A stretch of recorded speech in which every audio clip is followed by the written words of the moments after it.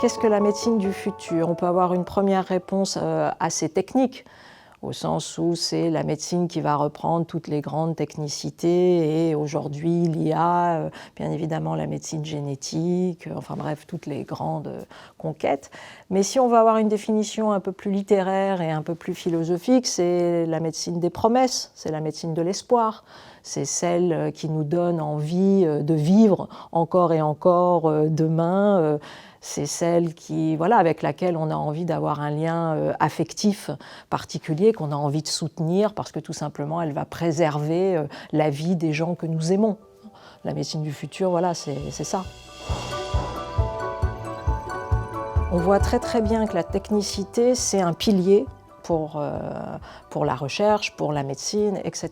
Mais on voit également que la condition d'acceptabilité, le consentement à cette technicité et consentement à cette technicité de la part des soignants comme de la part des patients et des familles, des deux côtés.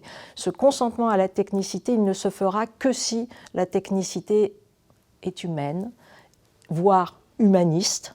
Et donc l'humanisation de la technique, c'est tout simplement oui, c'est ce qui permet l'acceptabilité de celle-ci. Et si on veut le dire autrement, la technicité, elle doit rendre capacitaire le patient, le soignant. Si c'est une technicité que de remplacement, ça ne fonctionne pas.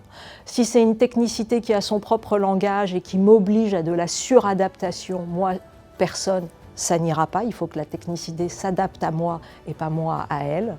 Et puis, il faut que la technicité, oui, me donne un sentiment de liberté et pas de monitoring qui me surveille. Bref, vous voyez, il y a quantité de choses pour que le lien à la technicité soit un lien de confiance.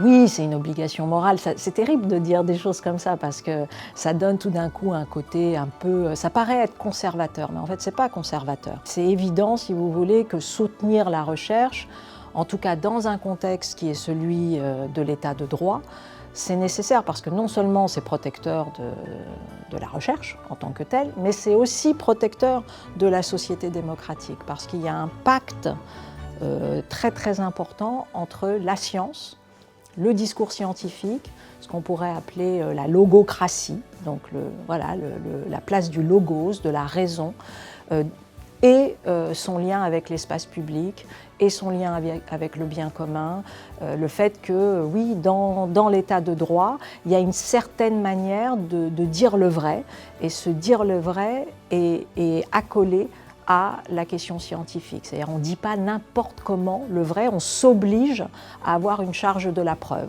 pour dire ce qui serait le vrai. Et en plus, on le dit de façon scientifique, c'est-à-dire que ce vrai, il peut bouger avec le temps, et donc il n'est jamais dogmatique, il est toujours faillible, c'est important. Et comme ça, on progresse et on fait progresser ce discours sur la vérité, mais la vérité au sens, encore une fois, scientifique. Donc oui, il y a une obligation morale, et sans parler du fait que tout simplement, encore une fois, la médecine, c'est quelque chose de très très humain. C'est la question de l'allongement de la vie bonne. Et là aussi, tout faire pour que la vie bonne perdure, je pense que c'est un engagement éthique et c'est un engagement bien évidemment politique.